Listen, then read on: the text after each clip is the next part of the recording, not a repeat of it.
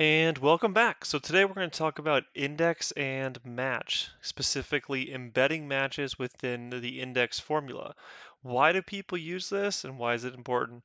All right, so we're going to start off with index. What does it do?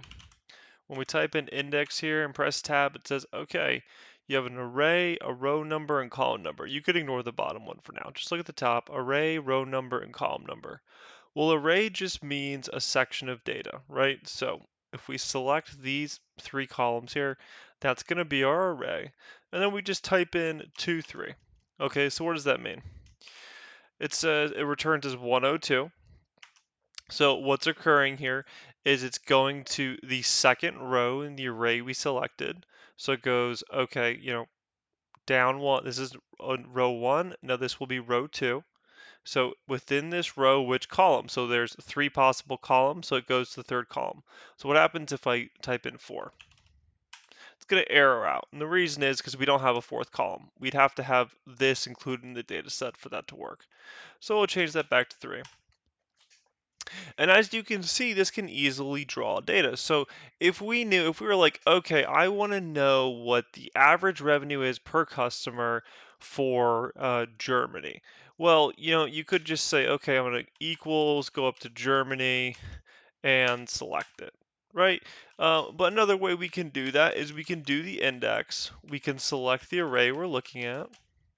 And then we can say, okay, well, we know Germany is in the third row, so we're going to choose the third row. And we know within this array that the average revenue is the third column, so we do number 3 here. And there we go. All right, we have to round it. That's why this is, if we added a 0 here, it would be that number. All right, so with that done, how do we make this more dynamic, right? Because, this could get really annoying. One way we could do this is we could just shorten the array. So if we do equals index and we know it's going to be Germany, well, if we shorten the array to just be one column, then what we can do row number, well, we know it's row 3 and it has to be the first column because it's only one column. And so it'll always return as the cell. But we're going to make this better. So how are we going to do that? Let's try adding a match formula. So we take our index and we select the same array. Okay, and now we still want to get Germany. So what we're going to do this time is we're just going to embed a match formula. Now, I'm going to leave that there for now. What does match do? So we type in equals match. What it says, returns a relative position of an item in an array that matches a specified value in a specified order. So what the hell does that mean? Okay, so we do equals match, and it says lookup value, lookup array, and match type. So lookup value. Let's find Germany. And what array are we looking for? Let's look up this array here. And let's have it be an exact match. Usually you're going to want an exact match, which is 0. So returns is 3. Now I'm going to get rid of that $sign. Just one moment. Cool. So this is returning as 3. And think of this as position number 3. So within this array, Germany is position number 3. Now if we change this to be China, it should go to position number 4. Yep, it returns as 4. So now remember when we did the index that it asked us for the row number and the column number. What we're going to do is we're going to embed a match formula within the row number, and that's going to allow us to dynamically select which row we want to do. So here we're going to go. We're going to equals index, and we're going to select the same array. All right. And I'm going to lock that. And what row number? So instead of typing in row number 3 here, I'm going to do a match formula. So I'm going to do match lookup value. We're going to type in Germany. I'll show you another way in just a moment. Lookup array. We're going to use this array. Notice how this array is even outside of the original array that we're using here. Doesn't matter. And match type is going to be exact. Okay, so now we finished that match position, but now we still have to remember to do the column. We're still going to do, let's do customers this time. So we'll type in column number 2. And there we go. So we returned the number of customers from Germany. So that's 939,000. Perfect. Now, how do we make this even better? So, okay, now we know that's that, and we could go in here and we could just change this to China, and boom, it gets China. We could change this to France, it would go here. But how do we make this better? So, I'm just gonna do this. I'm gonna take these three companies, or these three countries, and put them right here. And we're gonna set up the formula this way. So we're gonna do equals index, and we're going to do the same array. So I'm going to go here. It's important to lock the array this time, so when you copy it down, those don't change. And then we're going to do our match formula again, but this time the lookup value, I'm going to hyperlink it to, or I'm going to link it to Germany here. And I'm going to column lock this, so we lock it at C. And our lookup array is going to be the same array up here. We're going to lock that, and we're going to do an exact match. Okay, match formula is good to go. And we're just going to pull in the customers again. All right, and we end the formula, and there we go, 939,000. Now, the nice thing that we did here is that we can just drag that down. And notice how, because we lock this correctly, this will just float down to the next cell. It'll still stay on the same arrays up here, and this will dynamically update which position we're looking for.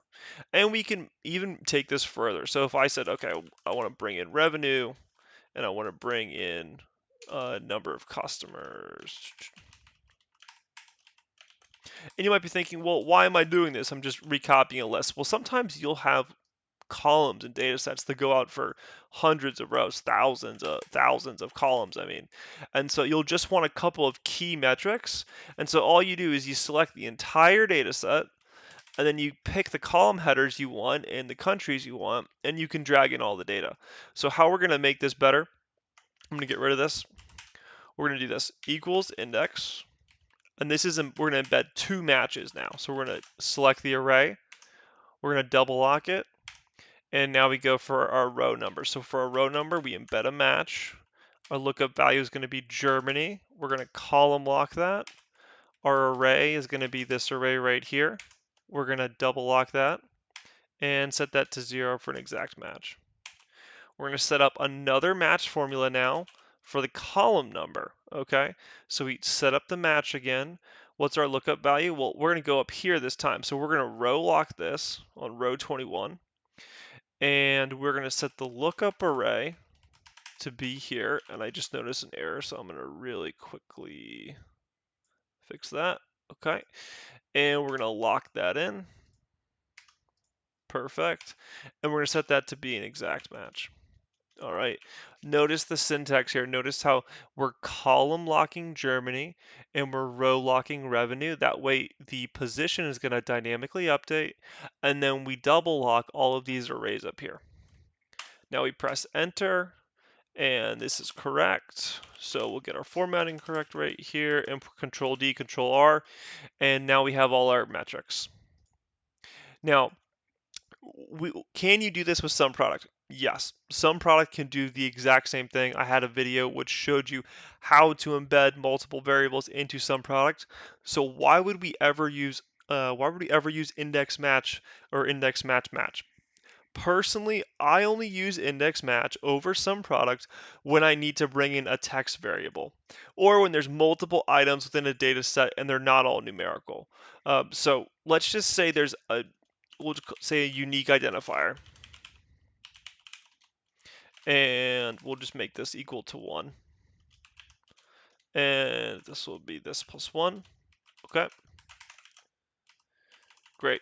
So instead of having this set up like this, what we're going to do is we're going to make this be country. And we'll have this be the unique identifier.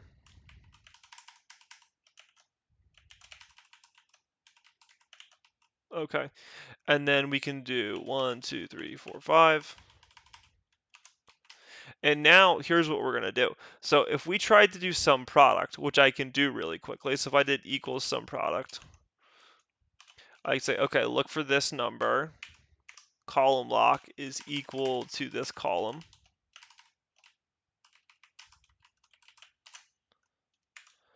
and multiply that by this header right here, which we row lock, and we set equal to this.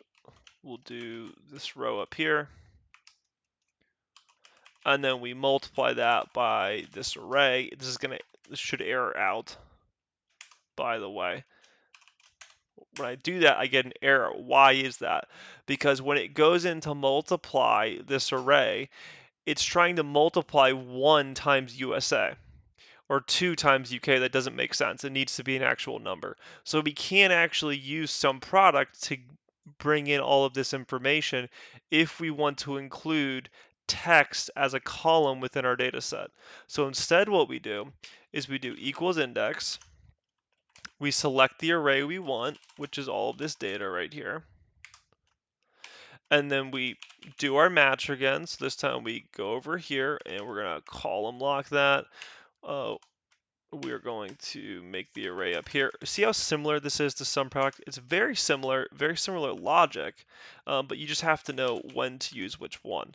So we do match, we go up here, we do our row lock, we go up to the lookup array, and I'm going fast just because we've already done this. Yep, add that in, and then I can just go Control D, Control R, and everything flowed through. And I could even add average revenue here, and this could extend on forever. And so that's really the power of index match. It does very similar things to some product, but it also lets you bring in those text variables. So thank you. Hope you enjoyed this video, and I'll see you soon.